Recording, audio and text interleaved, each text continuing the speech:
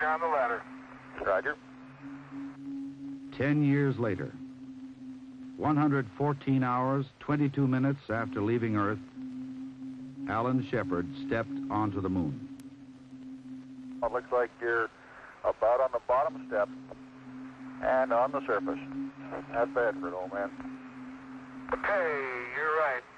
Al's on the surface, and it's been a long way, but we're here. 4 minutes later, he was joined by Ed Mitchell. The last one is a long one.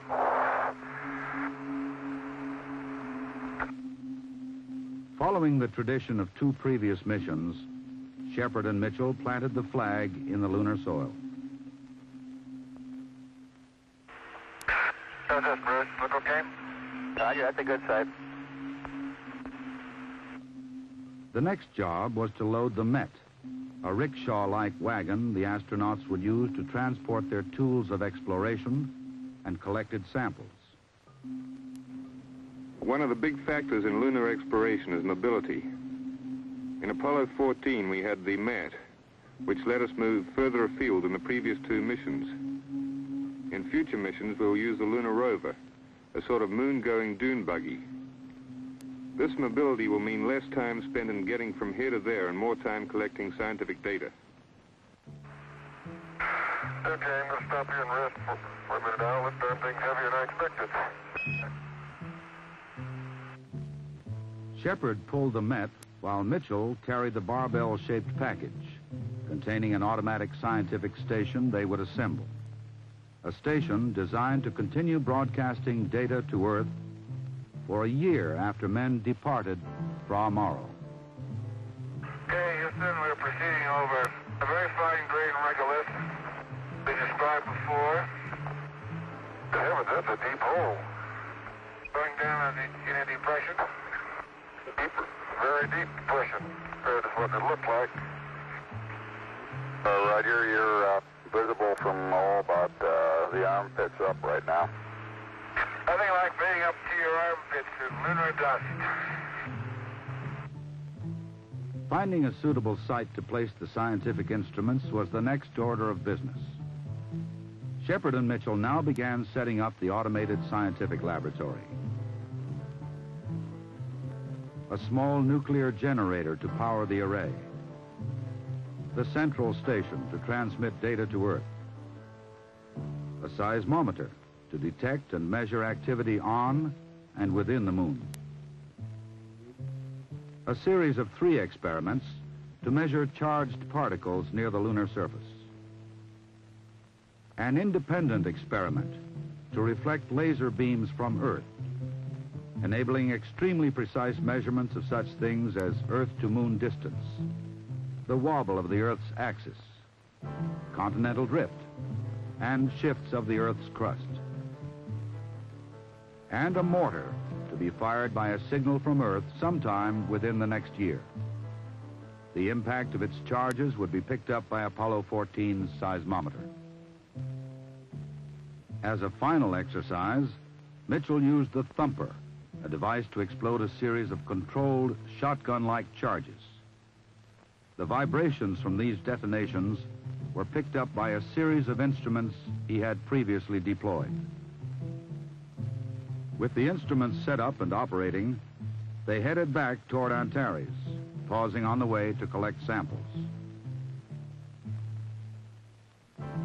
They loaded their 44 pounds of lunar material aboard the lunar module, and after 4 hours and 50 minutes on the surface, climbed back into Antares.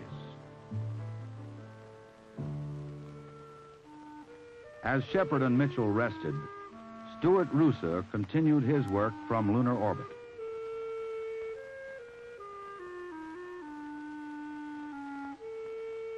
His photographs would have meaning not only to the scientific community, but would have direct bearing on the planning for coming missions. Yeah, it's nice to be up. A sunny day again. Yeah, it's a beautiful day here at Morrow Base. 12 hours, 40 minutes later, Shepard and Mitchell began their second exploration period.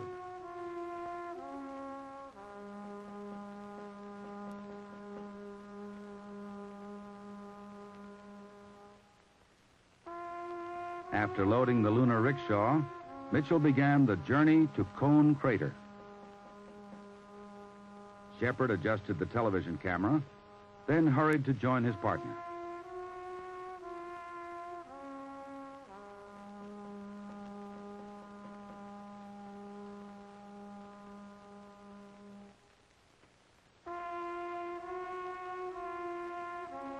Okay, Houston, we're headed just about toward the center of Cone Crater. Okay, point A, Al, is right. It's not quite in the valley, it's right beyond over here. Okay, this is probably pretty good. Point A, the first stop on the trip to Cone.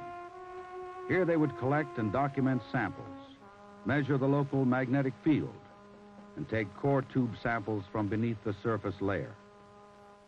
This is a good place for A. They have an appearance here quite often like raindrops. A very few raindrops have splattered the surface. The quality of the scientific description by the astronauts could be termed by Earth-based scientists only as excellent. But now Shepard and Mitchell pushed on. After a brief stop at a second survey site, they began their assault on Cone Crater, a climb not only toward the summit of a lunar mountain, but back through time. A large crater acts in many respects like a drill, throwing out material from deep beneath the surface. This material should be very different from any we've collected before, perhaps dating back to the origins of the moon and even the solar system. And we're starting uphill now. Climb's fairly gentle at this point, but it's definitely uphill.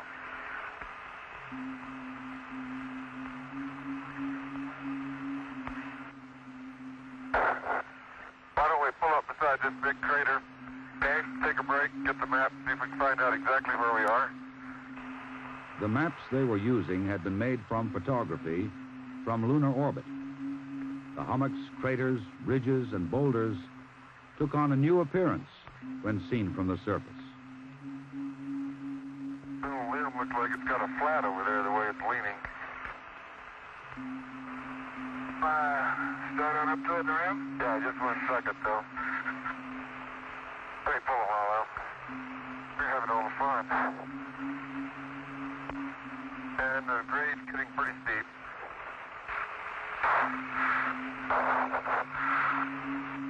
Al's got the back of the mitt now, and we're carrying it up. I think it seems easier.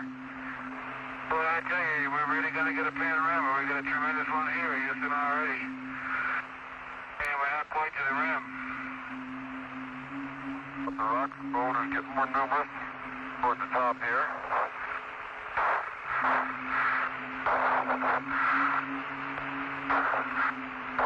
Okay, well, now that's apparently the rim of Cone over there. And we're about almost 2 hours now. That's at least 30 minutes up there. It's going to take longer than we expected. Now they were working against time, against the oxygen and water left in their backpacks, against the alien terrain. Top a ridge, thinking it's the rim of the crater, and there's another ridge ahead of you.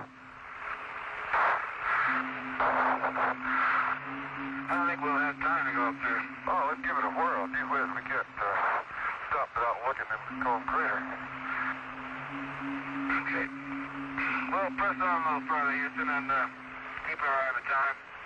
Okay, and so right now we have a 30-minute extension. Looks like we'll be approaching the rim here very shortly.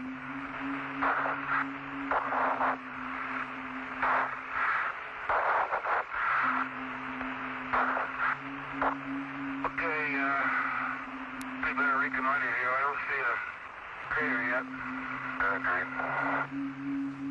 Standing in a boulder field surrounded by rocks 10 to 12 feet long, the astronauts made their most difficult decision.